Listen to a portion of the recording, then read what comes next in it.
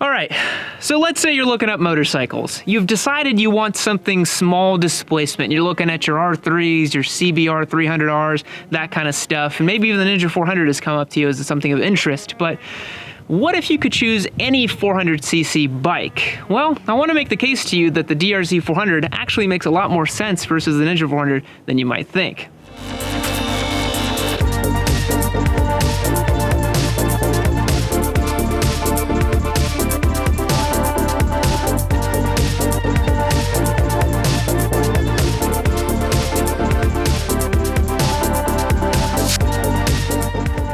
So you guys may have seen in one of the videos I put that every beginner motorcyclist should ride off-road, and I do believe that, but I think it's gonna be fun to look at these two bikes from a pure like displacement perspective, kind of class perspective. I think that people might not cross-shop these two, but they actually should. The first big point I wanted to make about these two bikes is they're actually really similarly priced on the used market. I've seen Ninja 400s going on Craigslist for like $4,500, $4,800, and I've seen DRZ 400s from the last 20 years going for, you know, $4,500, $4,800, something like that. So honestly, if you're looking in that used bike market, both of these are priced pretty similarly. The other big thing I wanted to point out, because I know this is important to you guys besides price, is seat height. So Ninja 400 has a very approachable, I think it's like 30.2 inches. I mean, you guys can see right here, it's coming halfway up to my thigh. If I mount up on it, it's extremely easy to just flat foot both my legs. I'm about 6 foot, 32 inch inseam. Both my legs are fully bent right here. I don't have to tiptoe to get my foot down. So shorter riders, women, anybody who's a bit smaller stature, you could very easily ride this motorcycle. And why is that important? So seat height's important because, you know, when you're learning how to ride, if you have a bit of a situation with the motorcycle, you can very easily put a foot down and catch yourself. Slow speeds, I'm thinking parking lot kind of stuff. If you're still figuring out how to feather the clutch and drag your rear brake, you might get in a situation where you got to put a foot down. But on the other hand, the DRZ, which I think is a bit of a nail in the coffin for it as a beginner bike, it's much taller. You can see the DRZ has about a 36, 37 inch seat height right here. You see it comes up right about to my hip. And if I mount up on it, I'm basically on my tiptoes. I can flat foot the motorcycle. My leg is just about fully extended. But because it's a single cylinder and relatively thin in the saddle, you can lean it over and get your foot down pretty easily. Now that's gonna leave your other foot dangling here a little bit, but you can flat foot this motorcycle if you're a bit of a taller rider. I do think that someone who's in that kind of 5'2", 5'4" range would have a pretty hard time riding this bike, and trying to get a foot down, it might be pretty difficult, but that just means you gotta learn how to ride it a little bit better, in my opinion. So that is something to keep in mind. The other thing to keep in mind as well is the DRZ's weight. This bike weighs, I think it's about like 318, 316. It weighs just a little over 300 pounds, so you really feel it when you're moving it around. If you are kind of shuffling it in and out of the garage, you know, it's pretty easy to just kind of manhandle it and maneuver it wherever you need to be. But to be honest, the Ninja, compared to other motorcycles, is pretty light as well. This bike weighs about 368 pounds, something like that. So you're not gonna have too much of an issue shuffling this bike around either. It's pretty simple to move it back and forth. And in the case if you have a tip over in an intersection in a parking lot, both bikes would be pretty easy to pick up. But this one, because it's a bit taller, you get a lot more leverage when you go to pick it up off the ground if you're not used to picking up like this. So, those are, I think, some of the major points I wanted to kind of discuss and cover on these two motorcycles. But now Spite and I are gonna get out on the road, just have a casual conversation about the two. All right, so we got Spite jumping on the DRZ because he's actually trying to be a DRZ boy himself here in a couple days. You're gonna have to check that bike in 2 days, right? The other DRZ? Yeah. So for those of y'all who are wondering, I'm actually contemplating buying a DRZ, and I'm actually very serious about it. I found... He's very serious about it. I'm very serious about it. I found one in Houston that I'm going to go check out this Saturday, actually. So hopefully, maybe, the next time y'all see me, I am a DRZ boy, fully fledged. It's a DRZ SM, though, not the exact same as what we got here. But I'm still very excited about it. This bike's so great with this exhaust. Isn't it though? Yeah.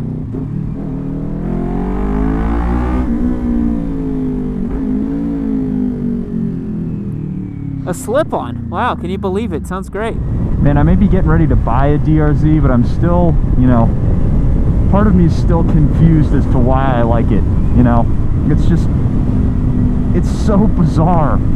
Yeah, you were super turned off by it from when we first got it. I remember that first ride back to Yammie Noob headquarters. You were really not feeling it. You're like, oh, this thing's a dinosaur. It feels so ancient. It feels so weird. Yeah, no, I hated it. I was like, why on earth would anybody want to own something like this? And then just having ridden it around, I kind of have come around to it.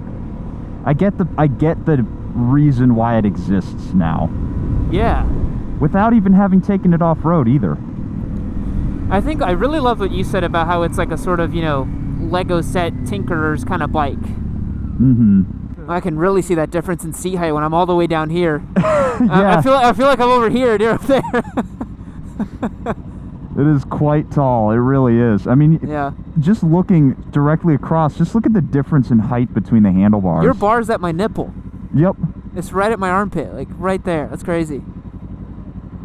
Yeah, it is kind of shocking. And I want even higher bars. Yep.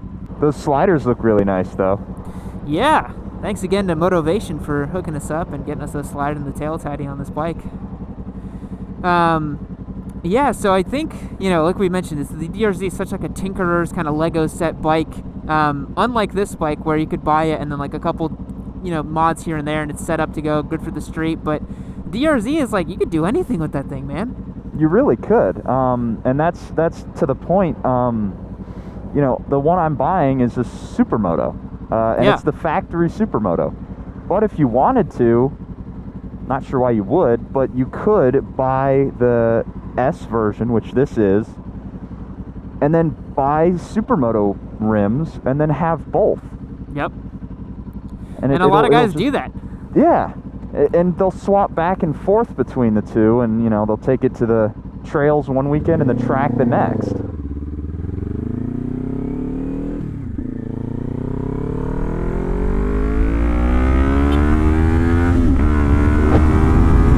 Oh man, that thing is just so nice. It sounds so good. You know, I agree with what you said, where at the higher end, it really changes in character. Yup. It's the textbook example of the behavior of a slip-on. Yeah. Really wide slip-on wakes up at high RPM. Really kind of choked down one gives you more mid-range and low end. Yep.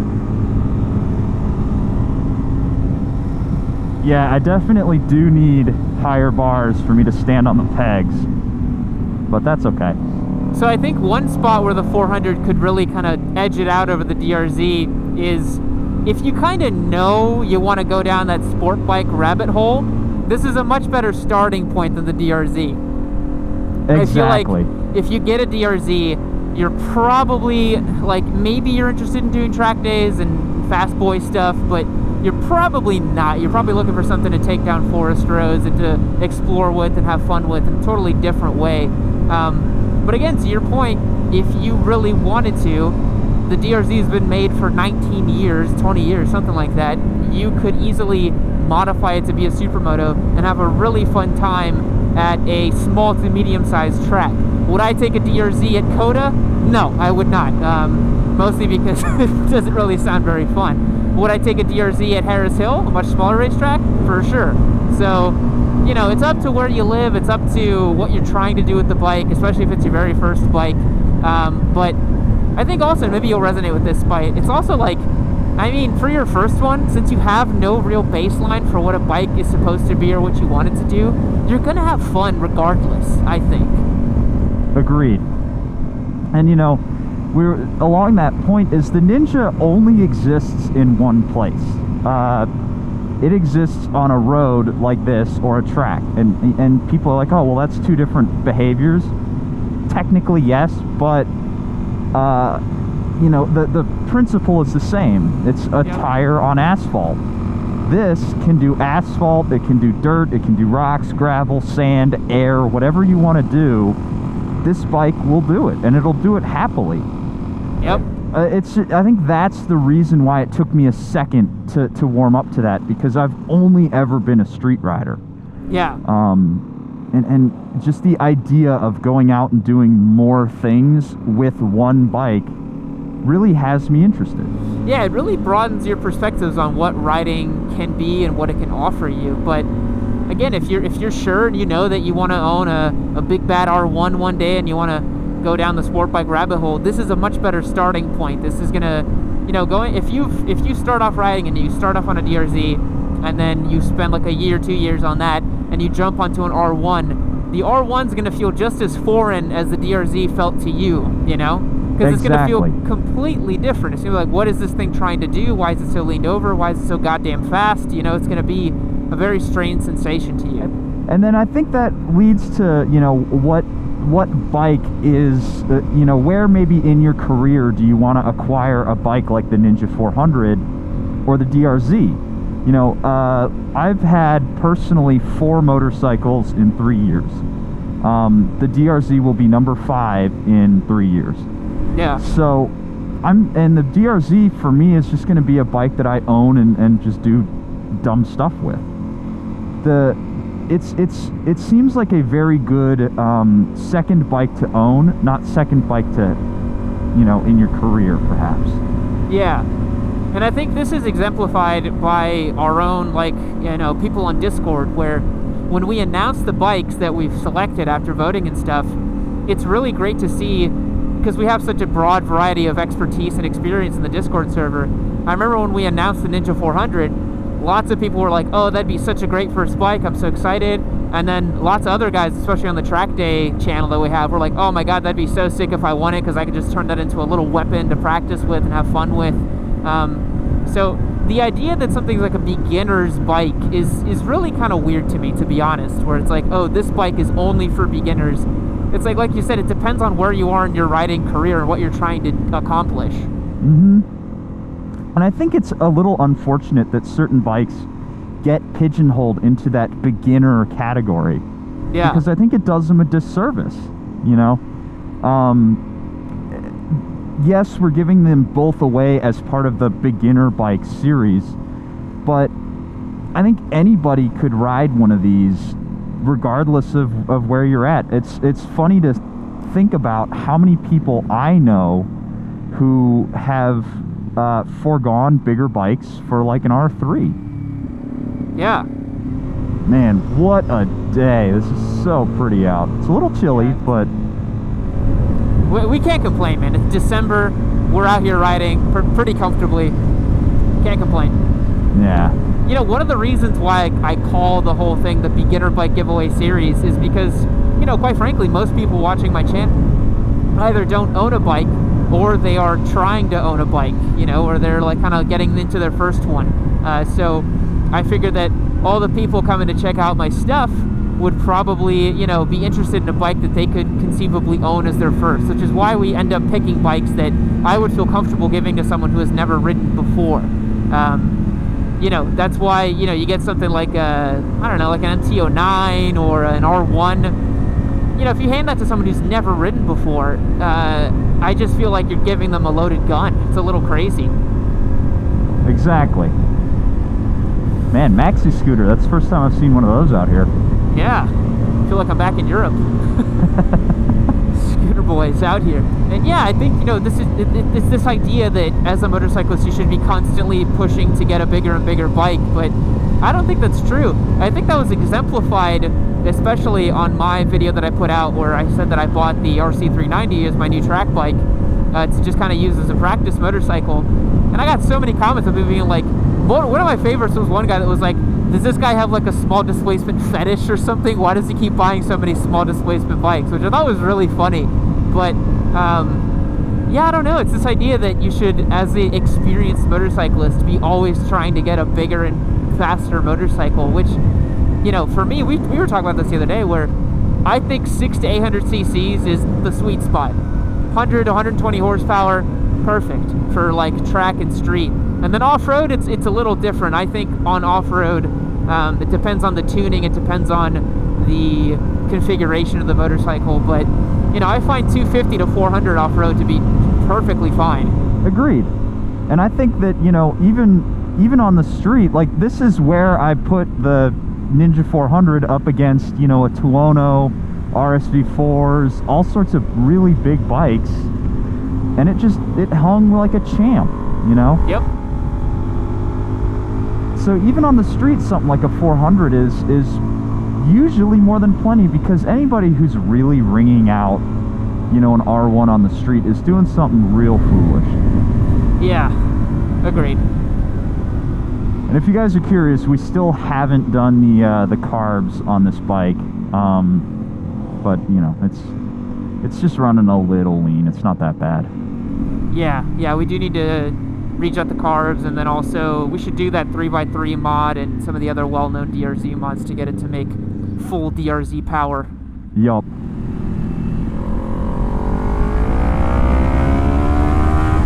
Man, I can hear that Ninja from here. It sounds so nice. Yeah, it's quite loud. Man, it's so strange. You're in a mentally different place when you're riding this bike, because I'm sitting here and I'm looking at the berms and the edges of the road, and I'm like, yeah, I could be there if I wanted to. Yeah.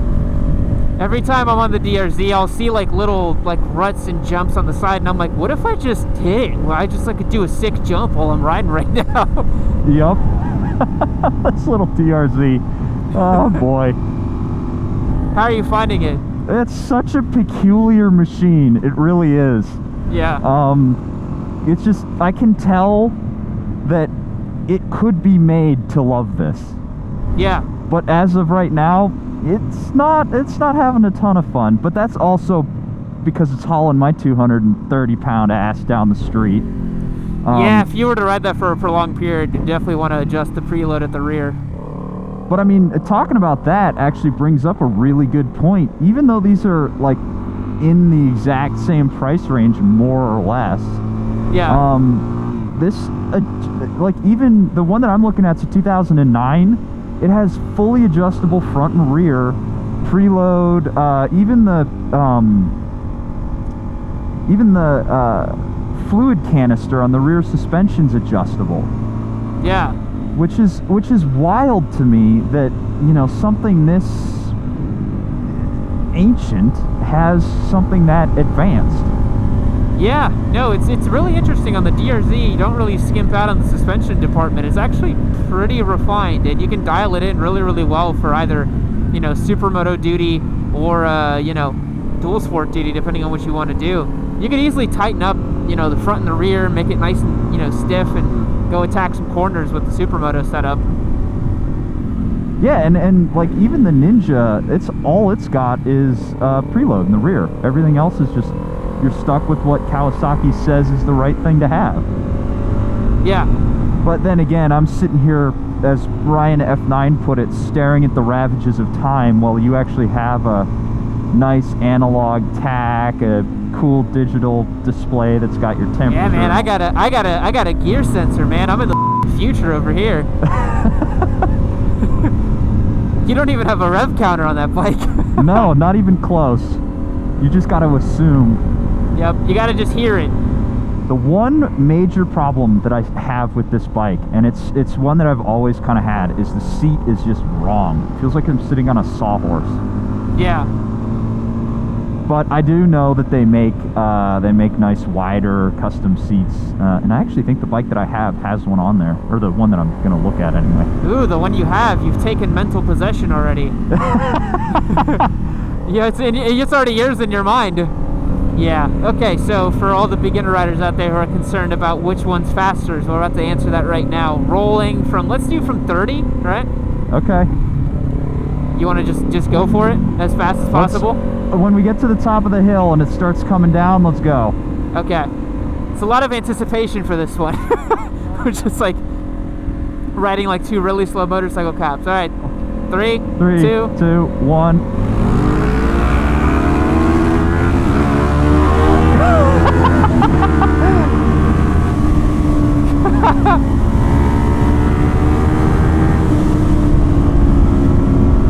I'm not sure whether I jumped it or the thing just had more torque right off the get, but I think you got me pretty good off the rip. Like I know the DRZ pulls hard from low revs. I think you got me fair and square.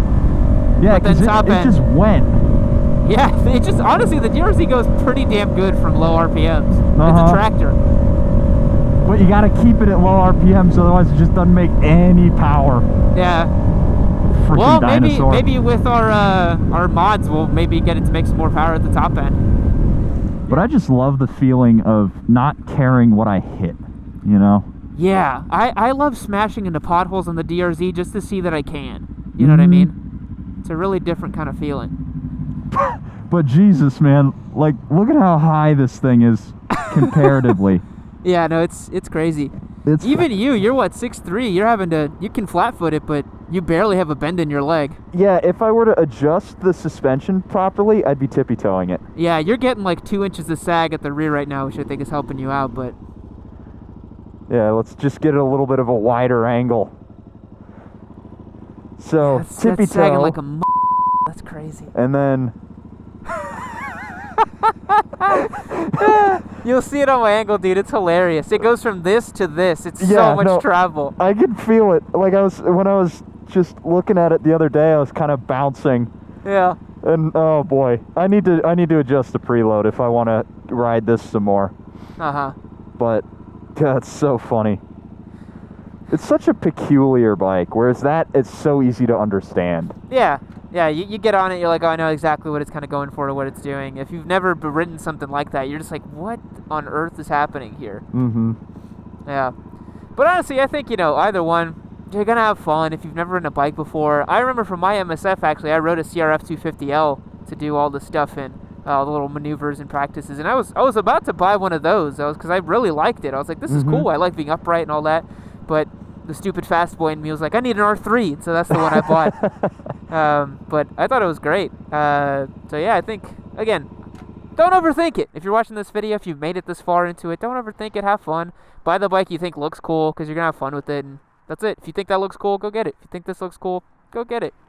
Yeah, and it just because you got one bike doesn't mean you only have the one. You know, they're cheap enough that given time, you'll own multiple bikes. For sure. So if you maybe have a little bit of mental buyer's remorse, it doesn't mean you made the wrong choice. It just means you maybe made the incorrect choice for that time in your career. Exactly. And don't rush to get rid of the bike to get another one. Just enjoy what you got while you got it, because you're going to have multiple bikes. Yeah. Yeah, and So. the first one's always the sweetest. It's the one you remember the most. Yep. Yep, no matter what it is. Yeah. Exactly. All right, guys, I think that's going to wrap it up for today's episode. As I'm sure you know, giving away these 2 bikes, so click the links below, learn how you can get entered to win and get your chances and all that. But I think that's it. I think we've covered a good amount today. Agreed. Yeah. Now let's go do a bunch of hood rat and pop nooners and stuff off camera. After you. Yeah. All right, guys. See you later.